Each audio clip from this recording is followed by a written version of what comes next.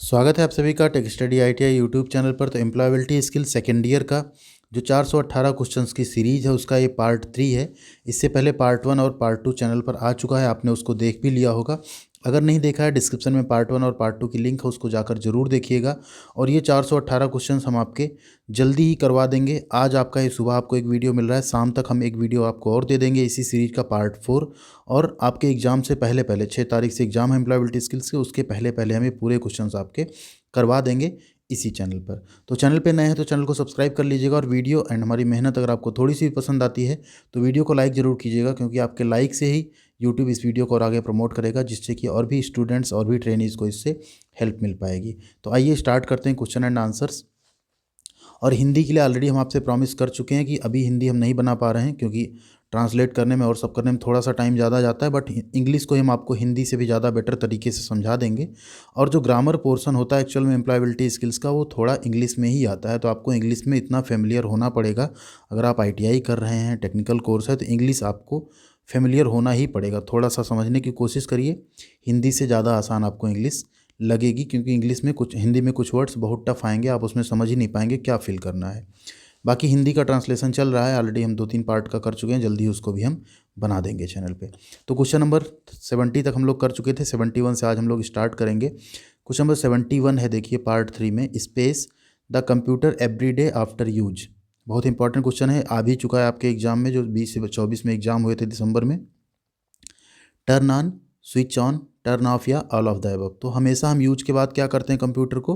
Turn off. तो option C यहाँ पे आपका राइट आंसर हो जाएगा, turn off the computer every day after use. ठीक है, कंप्यूटर को आप टर्न ऑफ कर दो हमेशा, क्या? एवरी डे मतलब प्रतिदिन, यूज के बाद, आफ्टर मतलब क्या होता है? बाद में। क्वेश्चन नंबर 72 है, हॉबीज़ यानी आदत जो आपकी होती है, space to activities that be space in our leisure time. Hobbies मतलब क्या है? जो हमारी आदतें हैं, हॉबीज़ हैं। ठीक है, हम क्या करते हैं?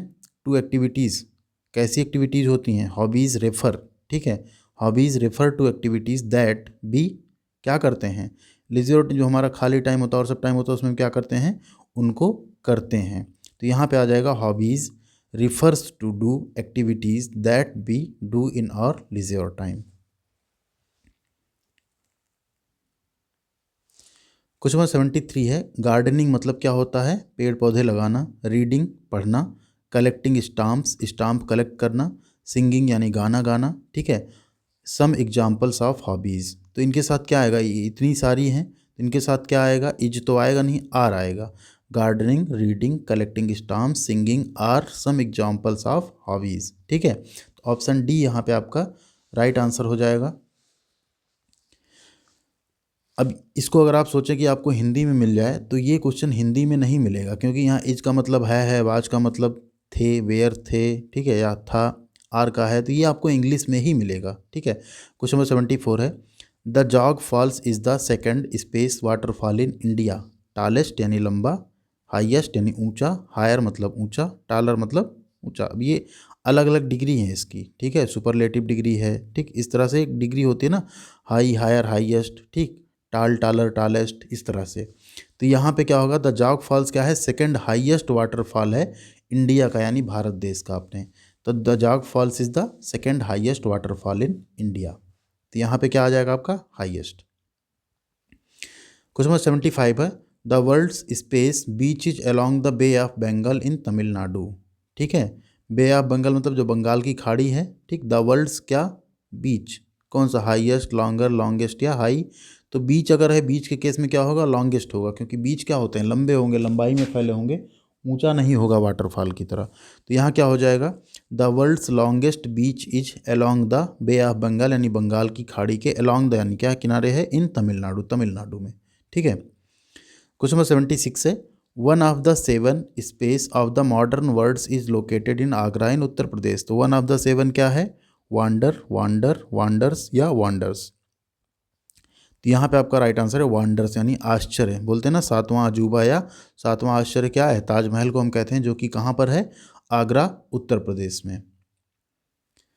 क्वेश्चन नंबर 77 है, space mountains, trekking, surfing and scuba diving space called adventures. अब यहाँ ध्यान दीजिए, माउंटेन्स पे हम क्या करते हैं? क्लाइंब करते हैं। ठीक है। क्लाइंब मतलब क्या होता है, चढ़ना।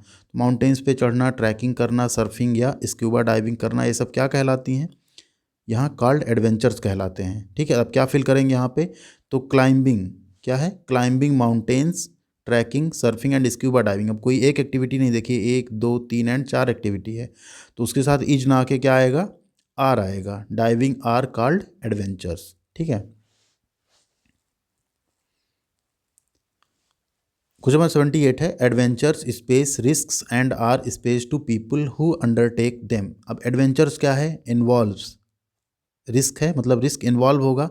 अब उसमें भरना क्या है, इन्वॉल्व से इन्वॉल्व इस तरह से इन्वॉल्व्ड क्या है उसको हम लोग देखेंगे। And are space to people who undertake them, and are space to people who undertake them. अब एडवेंचर्स में जो रिस्क होता है ना, इन्वॉल्व जो रिस्क होता है, वही लोगों को एक्साइटेड करता है एडवेंचर करने के लिए। ये इसकी हिंदी हो गई। अब इसमें क्या फिल करेंगे, एडवेंचर्स इन्वॉल्व क्या होता है, उसमें कुछ रिस्क इन्वॉल्व होते हैं, and are exciting to people who undertake them.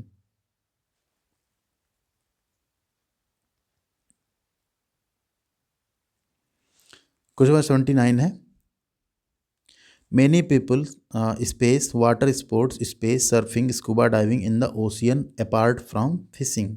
अब मेनी पीपल क्या है, मेनी पीपल लाइक क्या करेंगे, लाइक करेंगे, पसंद करेंगे। ठीक है। मेनी पीपल लाइक, अब लाइक का लाइक आएगा, लाइक आएगा, इन्जॉय आएगा, इन्जॉयड आएगा, और हम देखेंगे यहाँ पे क्या आएगा। तो यहाँ पे आएगा मेनी पीपल इन्जॉय, लाइक नहीं आएगा। ठीक है। Many people enjoy water sports, ठीक है, लाइक सर्फिंग। अब यहाँ पे क्या हो गया, वाटर स्पोर्ट्स इन्जॉय करते हैं।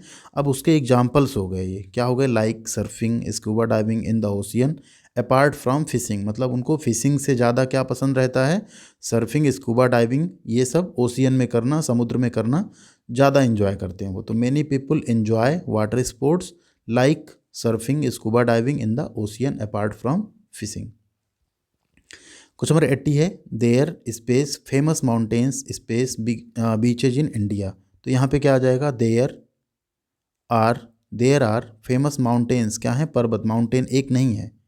ठीक है। अगर होता there are famous mountain only तो क्या होता, देयर इज आ जाता है यहाँ पे। There are famous mountains space beaches in India, तो माउंटेन्स एंड क्या हो जाएगा, बीचेज। ठीक, मतलब इंडिया में क्या है, बहुत सारे फेमस यानी प्रसिद्ध पर्वत और समुद्री बीच यानी सी बीचेज हैं। तो आर और एंड यहाँ पे हो गया आपका। अब आते हैं क्वेश्चन नंबर 81 पे, Fuji is an active, sorry is पहले हमने बोल दिया, but Fuji space an active volcano about 100 kilometre south west space Tokyo. अब फुजी क्या है, एक एक्टिव वोल्कानो का नाम है। ठीक है। वोल्कानो मतलब होता है आपका ज्वालामुखी, एक्टिव मतलब ऐसा ज्वालामुखी जो अभी एक्टिव हो। ठीक है। अबाउट 100 किलोमीटर्स मतलब क्या है, लगभग 100 किलोमीटर साउथ वेस्ट में है। कहाँ से, टोक्यो जो कि जापान में है। तो यहाँ पे क्या आ जाएगा, फुजी इज़ एन एक्टिव वोल्कानो, क्या है, एक एक्टिव वोल्कानो है। अब यहाँ ये वोल्कानोज होता अगर तो आर आ जाता है यहाँ पे, Fuji are an active volcano, लेकिन एक ही वोल्कानो है तो इज आएगा। Fuji is an active volcano about 100 kilometre south west, ठीक है, कहाँ, किसके, टोक्यो के, ऑफ टोक्यो, टोक्यो के 100 किलोमीटर साउथ वेस्ट में क्या है, एक एक्टिव वोल्कानो जिसका नाम क्या है, फुजी।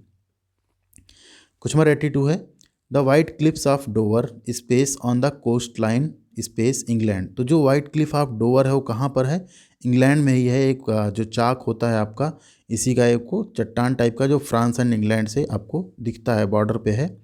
इसको हम क्या बोलेंगे, the white cliff of Dover are on the coast line of England. कहाँ है ये, इंग्लैंड यानी ग्रेट ब्रिटेन में है। क्या है, white cliffs of Dover are on the coast line, जो कोस्ट लाइन है उसी के किनारे ये है वो, ऑफ इंग्लैंड, इंग्लैंड के। क्वेश्चन नंबर 83 है, Everest the space peak in the world space in Tibet.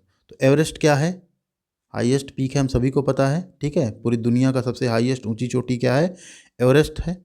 ठीक, कहाँ पर है, इज़ इन तिब्बत, तिब्बत में है। ध्यान दीजिए, Everest the highest peak in the world is in Tibet. तो यहाँ पे आपका राइट आंसर क्या हो गया, हाईएस्ट। अब एवरेस्ट चूंकि क्या है, एवरेस्ट अकेला ही है जो हाईएस्ट है, उसके साथ और कोई है नहीं, तो यहाँ आर नहीं आएगा कि आर इन तिब्बत। अगर कई चीज़ें होती तिब्बत में तब हम यहाँ कर सकते थे हाईएस्ट आर इन तिब्बत। ठीक, लेकिन एक ही है तो क्या होगा, highest is in Tibet. Question number 84 है jumping space a great height while connected space a large elastic cord is called bungee jumping. तो बंजी जंपिंग क्या होती है? आप एक कॉर्ड होती है, इलास्टिक कॉर्ड होती है, उससे आपको बांध के काफ़ी हाइट से नीचे जंप करना होता है। तो जंपिंग कहाँ से? फ्रॉम अ ग्रेट हाइट, काफ़ी ऊंचाई से, ठीक है। वाइल कनेक्टेड टू, ठीक, तो क्या हो जाएगा आपका? Jumping from a great height, काफ़ी ऊंची ऊंचाई से, ठीक है, फ्रॉम से। वाइल कनेक्टेड टू, किससे कनेक्ट है? लार्ज इलास्टिक कॉर्ड से, is called bungee jumping. Question number 85 है आई विल अरेंज स्पेस, ये क्वेश्चन हम पहले भी करवा चुके हैं, द टिकट्स स्पेस पुणे। तो आई विल अरेंज क्या होगा? For the tickets to Pune. तो यहाँ पे आपका राइट आंसर हो जाएगा I will arrange for the tickets, यानी हम टिकट अरेंज कर लेंगे किस, कहाँ के लिए? टू पुणे, पुणे के लिए। क्वेश्चन नंबर 86 है adventure sports space be jumping space great heights diving deep space the sea और फ्लाइंग द एयर। अब यहाँ देखिए, ध्यान दीजिए, एडवेंचर स्पोर्ट्स, ठीक।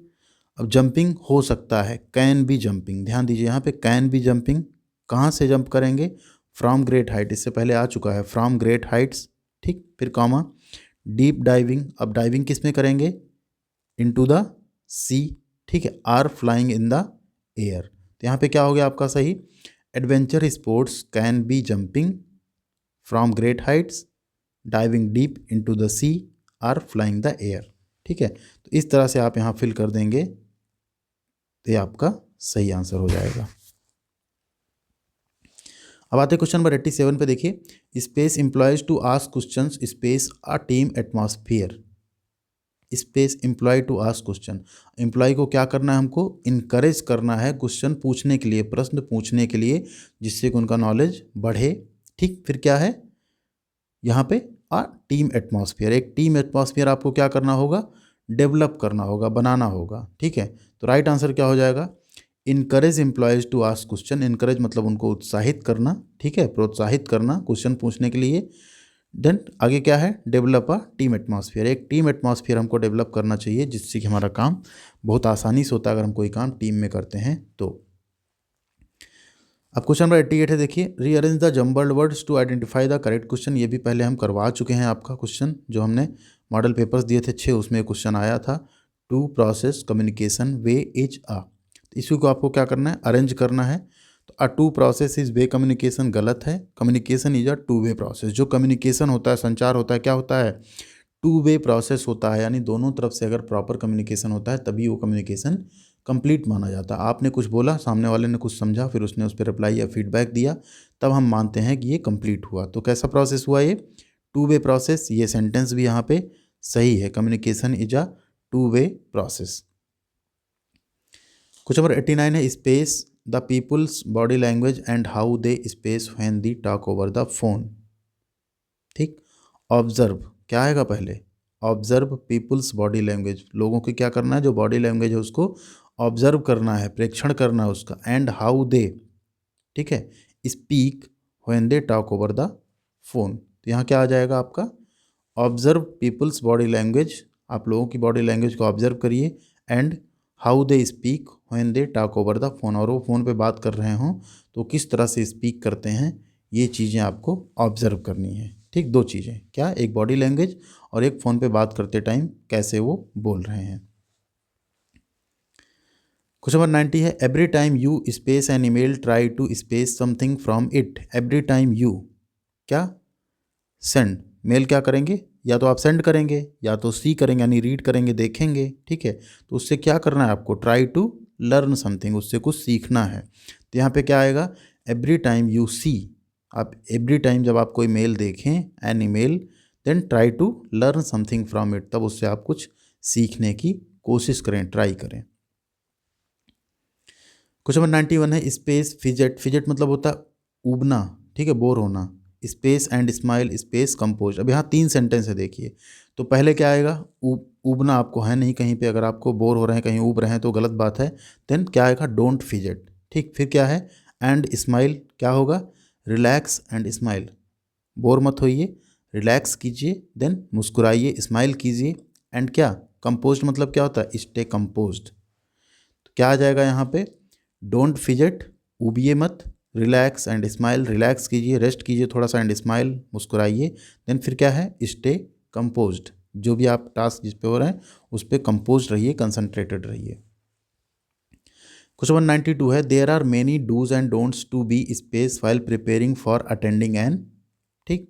अब यहाँ क्या है, there are many dos and don'ts to be क्या, देयर, आइडेंटिफाई, आइडेंटिफाइड या आइडेंटिफाइड, तो यहाँ क्या आएगा, टू बी आइडेंटिफाइड, ठीक।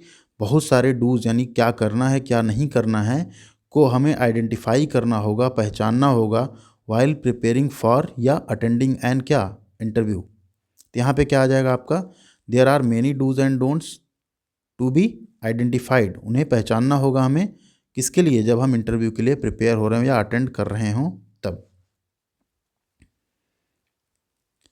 क्वेश्चन नंबर 93 है, always space your mobile phone space silent mode during an interview. तो ऑलवेज क्या होगा, keep, always keep your mobile phone क्या, इन साइलेंट मोड। तो जब भी आप किसी क्लास में हो, किसी इंटरव्यू में हो, तो ऑलवेज क्या करें, अपना मोबाइल फ़ोन आपको साइलेंट मोड में रखना है। Always keep your mobile phone in silent mode during an interview. Question number 94 पे आते हैं, space for your turn, do not space the officials at the venue asking for your turn. तो अपने turn का हमें क्या करना चाहिए, वेट करना चाहिए, पूछना चाहिए रस या क्लीन। तो अपने टर्न का हमें वेट करना चाहिए, wait for your turn, and do not trouble, उनको परेशानी में नहीं डालना चाहिए ऑफिशियल्स को, जो कि वेन्यू पे हों, बार बार उनसे ये पूछ के कि आपका टर्न कब आएगा। तो राइट आंसर हो गया किसका, wait for your turn, do not trouble the officials at the venue asking for your turn. Question number 95 है, tell us about a difficult situation you have space and how you space to come out on it of it. यहाँ क्या कह रहा है, tell us about a difficult situation, एक ऐसी difficult या कठिन परिस्थिति के बारे में बताइए, यू हैव फेस्ड, जो आपने क्या की हो, फेस की हो, ठीक। And how you have to, sorry, how you manage to come out of it. अब यहाँ क्या आ जाएगा, फेस तो पहले ही आ गया, you faced, tell us about a difficult situation you have faced and how you manage to come out of it. आप अपनी ऐसी एक डिफ़िकल्ट सिचुएशन बताइए जो आपने फेस की हो, साथ में आपको क्या कहना, कैसे आपने मैनेज किया उससे बाहर आने के लिए। क्वेश्चन नंबर 96 है, the singular form of lenses is. अब लेंसेस क्या है आपका, प्लूरल फॉर्म है, ठीक है, बहुवचन है, तो इसका सिंगल फॉर्म क्या होगा आपका, लेंस। तो यहाँ पे राइट आंसर क्या हो गया आपका, option A, lens. Question number 97 है, which word is an adjective. Adjective मतलब क्या होता है, विशेषण, किसी चीज़ की विशेषता बताना। तो ब्यूटीफुल मतलब क्या है, किसी चीज़ को हम बताएंगे सुंदर है। पार्क, वेव या सी, ये तीनों क्या हैं, ये तो कोई ऑब्जेक्ट हो गए, वेव लहर हो गई, सी समुद्र हो गया, पार्क पार्क हो गया। तो ब्यूटीफुल जो है ये बताता है किसी चीज़ की विशेषता, यानी ये क्या है, एक एडजेक्टिव है। जैसे ब्यूटीफुल फ्लावर, ब्यूटीफुल पार्क, ठीक, ब्यूटीफुल कार, जो भी है। क्वेश्चन नंबर 98 है, miscommunication can lead to. Miscommunication मतलब कम्युनिकेशन अगर सही नहीं होगा तो क्या होगा, can lead to build relationship, relationships बनेंगी, क्रिएट मिसअंडरस्टैंडिंग, ठीक है, successful planning, C effective result. तो अगर मिस कम्युनिकेशन होगा तो क्या क्रिएट होगी, उससे मिसअंडरस्टैंडिंग क्रिएट होगी। क्वेश्चन नंबर 99 है, फॉर इफेक्टिव कम्युनिकेशन, एक इफेक्टिव कम्युनिकेशन के लिए, अच्छे कम्युनिकेशन के लिए, कीप लिसनिंग, सिर्फ सुनते रहो, कीप टॉकिंग, सिर्फ बात करते रहो, लिसन एंड टॉक केयरफुली, सुनो और केयरफुली बात करो यानी टॉक करो, listen carefully but talk unnecessarily, सुनो तो केयरफुली लेकिन टॉक अनावश्यक बातें करो। तो यहाँ इफेक्टिव कम्युनिकेशन कौन सा होगा, जब आप सुने और केयरफुली बात करें। देन आपका राइट आंसर क्या हो गया, option C, listen and talk carefully. Question number 100 है, प्राइमरी स्टोरेज डिवाइसेस आर। प्राथमिक स्टोरेज, ठीक है, डिवाइस कौन से हैं, डीवीडी ये तो सेकेंडरी होता है, सीडी ये भी सेकेंडरी, यूएसबी ये भी सेकेंडरी है। तो जो रैम और रोम है, random access memory and read only memory, ये क्या होती हैं, आपकी प्राइमरी स्टोरेज डिवाइसेस होती हैं। क्वेश्चन नंबर 101 है, व्हाट इज स्ट्रेस। स्ट्रेस यानी तनाव क्या है, फीलिंग ऑफ जॉय यानी खुशी फील करना, फीलिंग ऑफ सरप्राइज आश्चर्य फील करना, फीलिंग ऑफ डिलाइट यानी खुशी फील करना, या फीलिंग ऑफ फ्रस्ट्रेशन या डिसअपॉइंटमेंट।